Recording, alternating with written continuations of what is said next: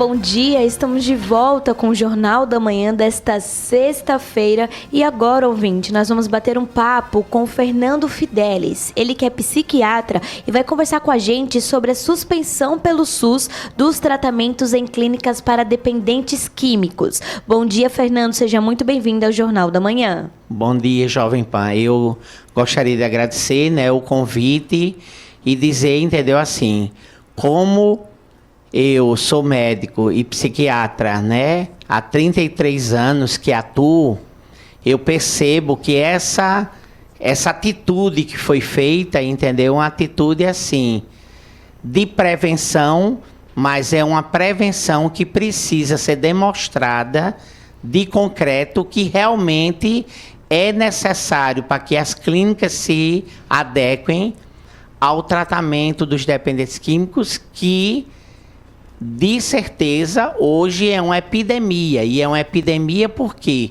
Porque é uma doença que existe há vários anos e há várias décadas, porque desde 90 que já se discute isso, a partir do Código Internacional de Doenças, CID-10, onde classifica os transtornos desde o F10 até o F19, onde cada um dos F ele vai explicar qual é a dependência química do álcool, do fumo e de todas as drogas ilícitas que existem dentro do contexto que hoje é comum a gente falar que as pessoas usam drogas. Mas aí usar é uma coisa, o uso nocivo já causa a dependência ou abstinência.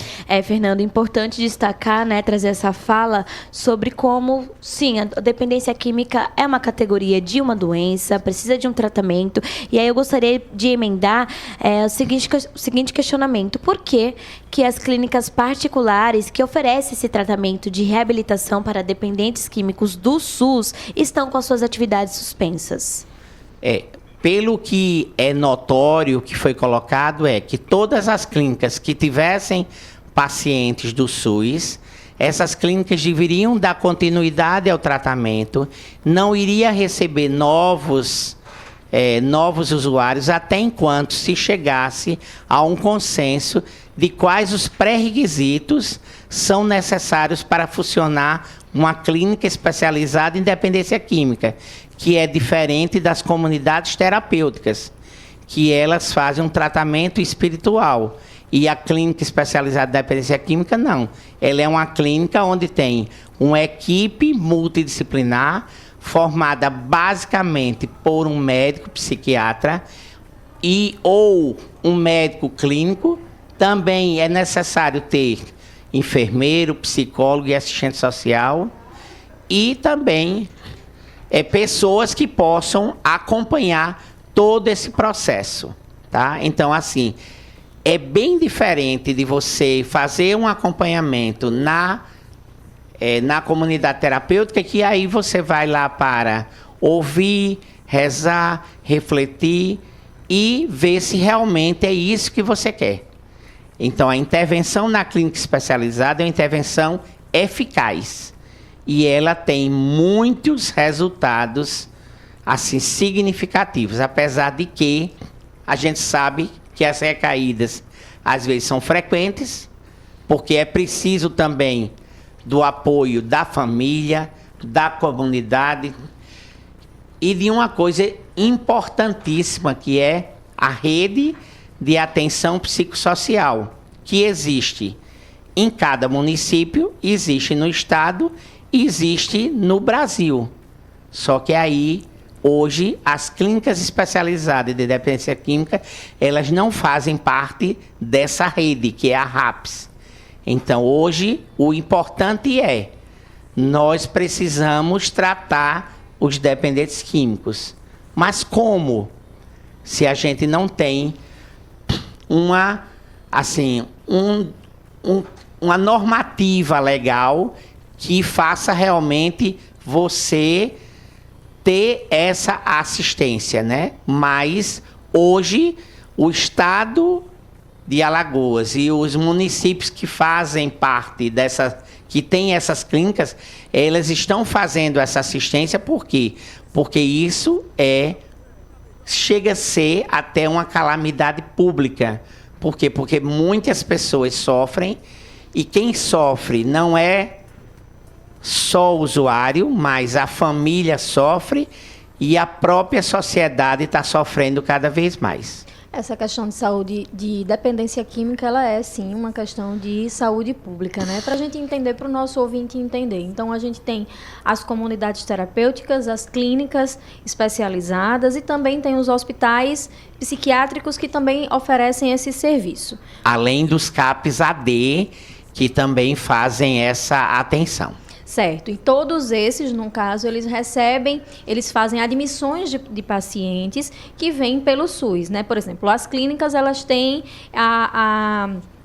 os pacientes que vêm de forma particular e tem os pacientes que vêm através do SUS, né? Isso, Fernando. E aí, para a gente falar assim, numa ordem cronológica, né, para o nosso ouvinte entender qual é realmente essa questão, essa dificuldade que as clínicas estão sofrendo com relação a essa suspensão dessas novas admissões de pacientes. Então, ocorreu um incidente em uma das clínicas em abril, né? Inclusive, a gente noticiou aqui que houve uma briga entre dois pacientes e um deles, infelizmente, veio a óbito. E, a partir disso, eu queria que você contasse para a gente o que aconteceu para a gente chegar até essa suspensão. Tá. Veja, o que foi sabido, né, pela imprensa é diferente do que se é sabido pelo médico assistente, que é psiquiatra também, entendeu? Que era a assistente da clínica especializada O Caminho, sim, entendeu? Lá existe uma psiquiatra, entendeu? E aí foi visto o quê? Houve um incidente entre os usuários que estavam lá. O usuário, ele sofreu uma agressão. Nessa agressão foi dado uma assistência inicial. Em seguida foi levado para a UPA. A UPA viu que realmente tinha tido um agravamento do quadro. Foi encaminhado para o HGE e lá chegou a falecer.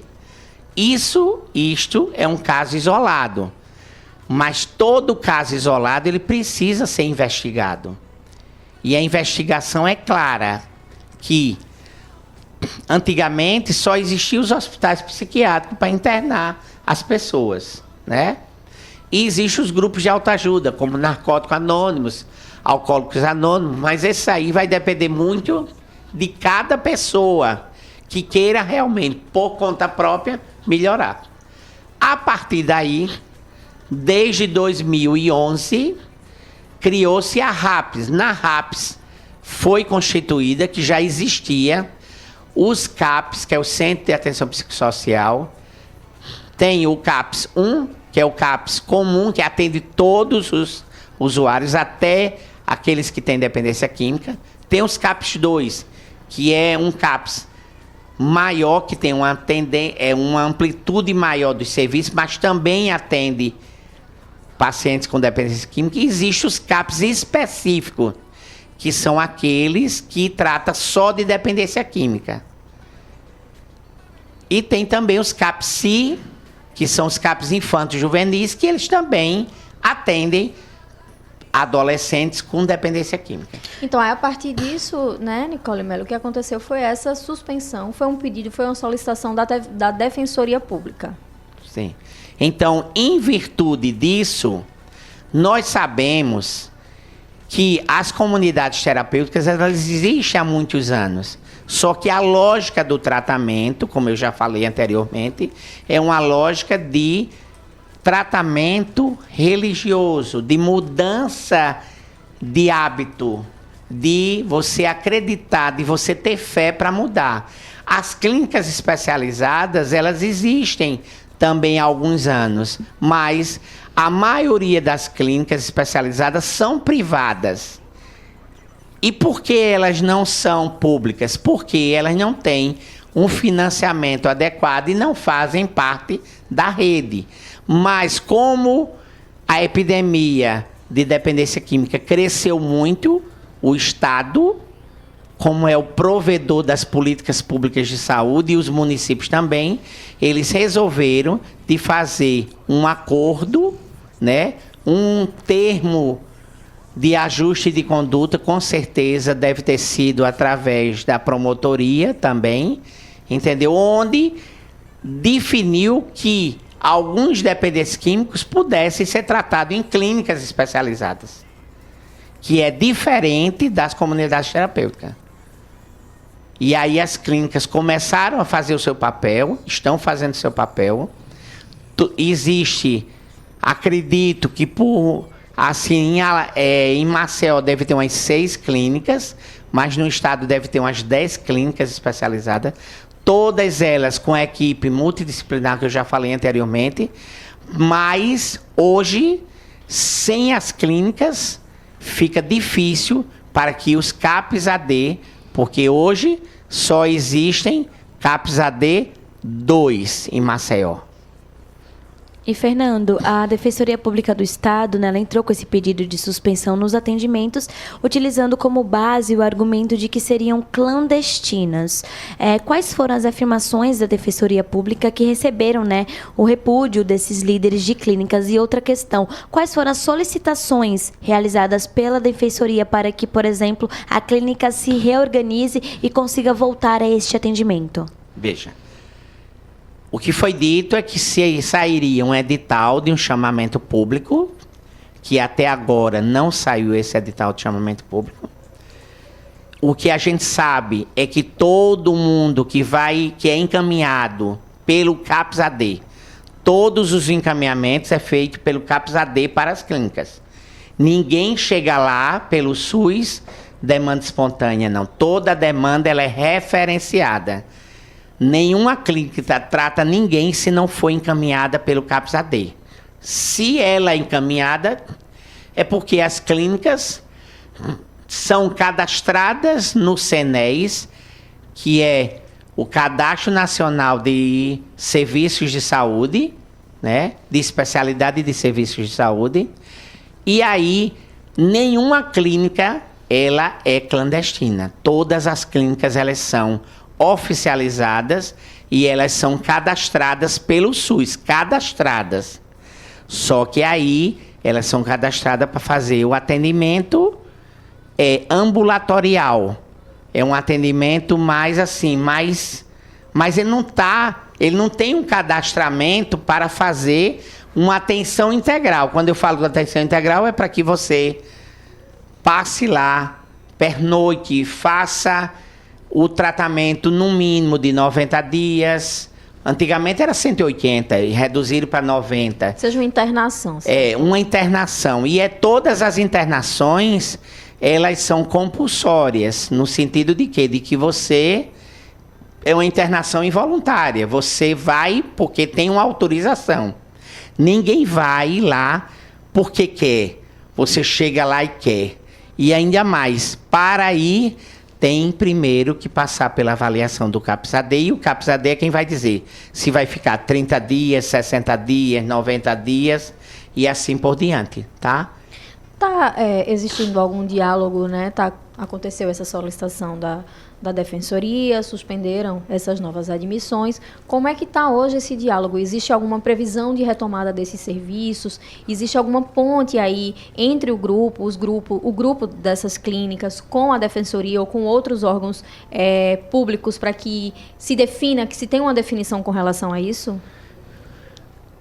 As negociações e os diálogos, eles são constantes. Agora, até onde está sendo efetivado, eu acredito que está ainda em diálogo. E não foi nada de concreto realmente solicitado. Porque eu acredito que já que as clínicas, elas, para fazerem a prestação de serviços de saúde, elas precisam se adequar. Se elas precisam se adequar, a gente precisa saber quais são as adequações. O que não foi passado até o momento. Que não foi passado até o momento. Agora, não é possível se esperar muito, porque é grave a situação. E a tendência é, a cada dia que se passa, nós vemos mais pessoas, mais usuários andando pelas ruas, andando em lugares, às vezes, que não são assim, salubres, são insalubres, e nós sabemos que existe uma rede, que é uma rede informal, de ex-usuários, que já fizeram tratamento e eles recaem, e aí termina continuando aquele mesmo ciclo de dependência. Então, veja, ou as clínicas assumem de fato esse acompanhamento, ou, infelizmente, a gente vai ter que investir bastante. Eu acredito que o número de vagas dessas clínicas, eles precisam ser aumentados. Agora, claro, tudo de acordo com as resoluções de decisão colegiada, que é da vigilância sanitária. Lembre-se, toda clínica, ela tem o alvará da vigilância sanitária.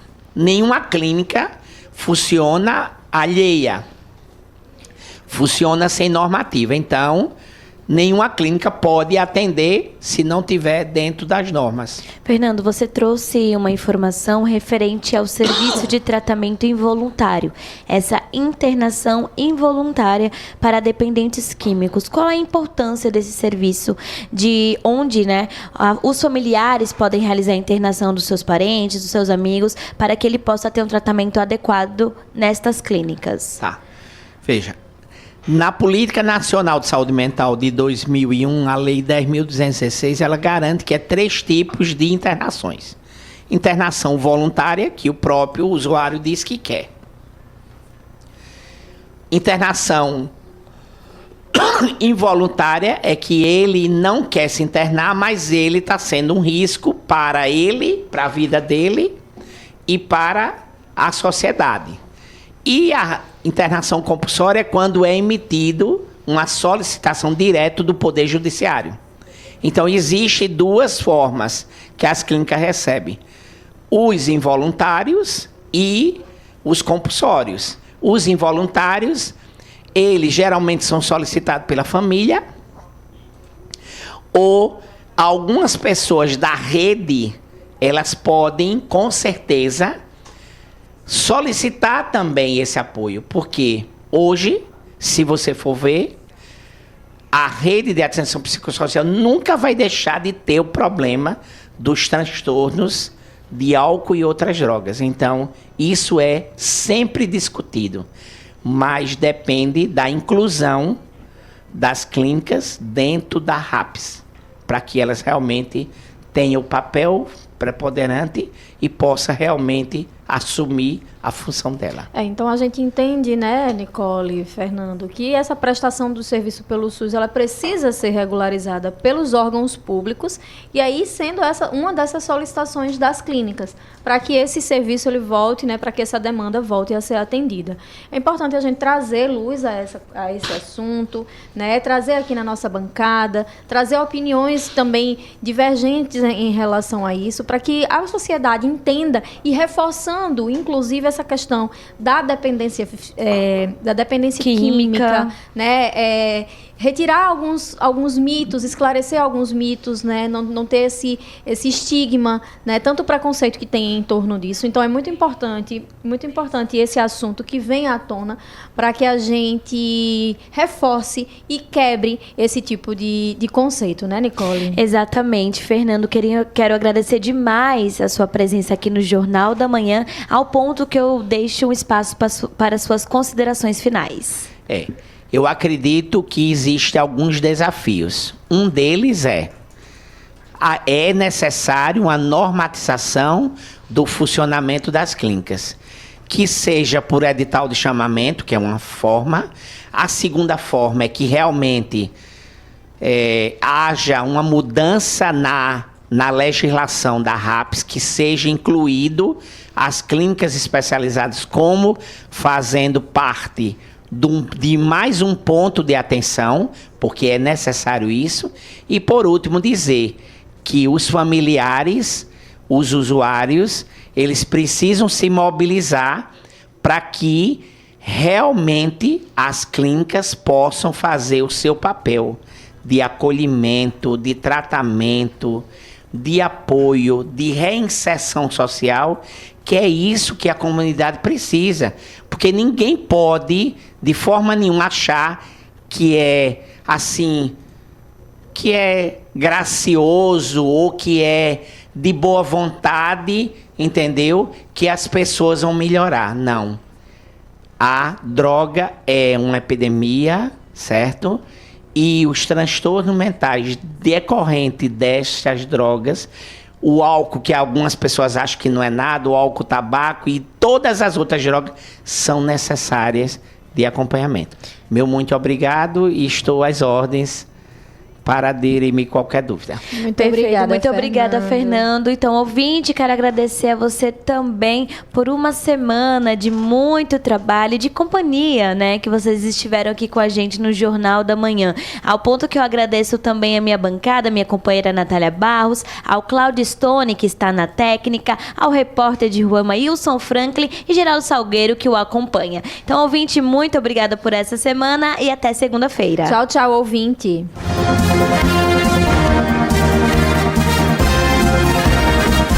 Você ouviu Jornal da Manhã, edição Maceió.